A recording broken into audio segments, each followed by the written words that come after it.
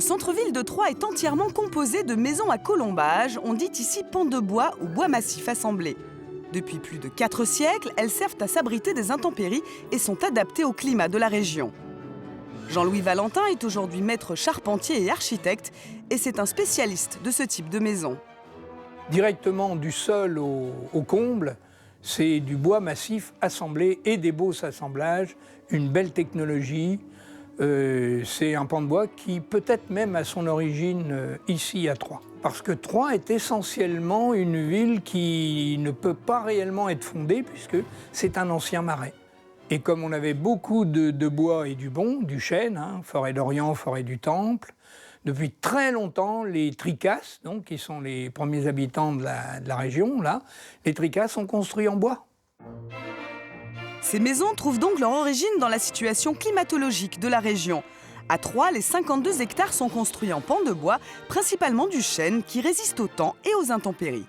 Toutes les structures bois et les pans de bois du XVIe siècle et dans les siècles qui ont suivi sont toujours en chêne. Pour la bonne raison, c'est que c'est un bois qui est très résistant et qui peut rester en extérieur, apparent en extérieur, à l'humidité en extérieur, et qui passera bien les siècles tant qu'il n'est pas enfermé dans quelque chose, derrière des enduits ou derrière des habillages qui font que l'humidité reste confinée à l'intérieur. Mais à l'époque de la construction de cette maison, au XVIe siècle, le niveau de confort n'était évidemment pas le même qu'aujourd'hui. La maison n'était pas isolée. Un mur en pan de bois, ça fait 12 à 13 cm d'épaisseur, c'est tout. Et donc dans les 13 cm d'épaisseur, on a la structure bois et un torchis, c'est tout, on n'a rien d'autre. Et on peut imaginer que les hivers au XVIe siècle, à l'intérieur des maisons, il faisait peut-être entre 10 et 15 degrés, un grand maximum, quoi. On n'était pas dans des températures à 20 degrés, bien évidemment. Pour cette restauration, cet architecte doit donc concilier respect de l'histoire et du patrimoine, tout en apportant les éléments de confort que réclament les habitants du XXIe siècle. Le climat est aujourd'hui encore pris en compte.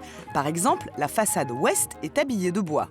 Les façades ouest dans la région sont les façades exposées à la pluie.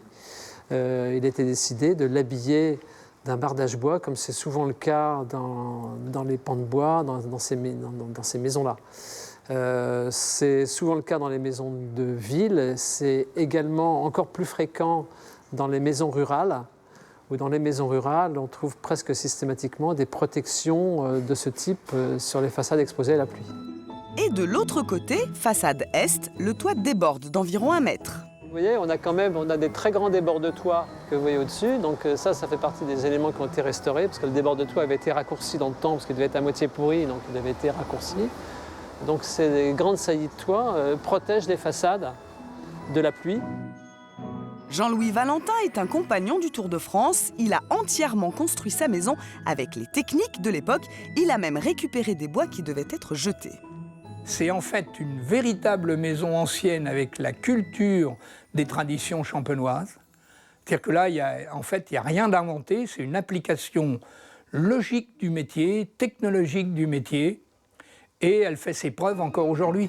Et pour mieux se protéger de la météo, cet architecte charpentier a construit sa maison en fonction du climat de la Champagne. Le toit descend très bas du côté du mauvais temps. Et c'est en gros le nord-ouest, quoi. Là, on isole au-dessus du toit par rapport à l'extérieur de la maison. C'est-à-dire qu'on ne diminue pas son espace vital, en quelque sorte, pour isoler. Du coup, à l'intérieur de sa maison, pas de chauffage, une simple cheminée rarement allumée, car il n'y a pas de déperdition de chaleur. Là, vous pouvez le remarquer, il y a toujours des espaces beaucoup plus hauts qui conservent une masse thermique. Et cette masse thermique, elle chauffe ce qu'il y a dessous. Il y a la même température partout. Bref, une maison bioclimatique, comme on dirait aujourd'hui, construite avec des matériaux et des techniques vieilles de 4 siècles.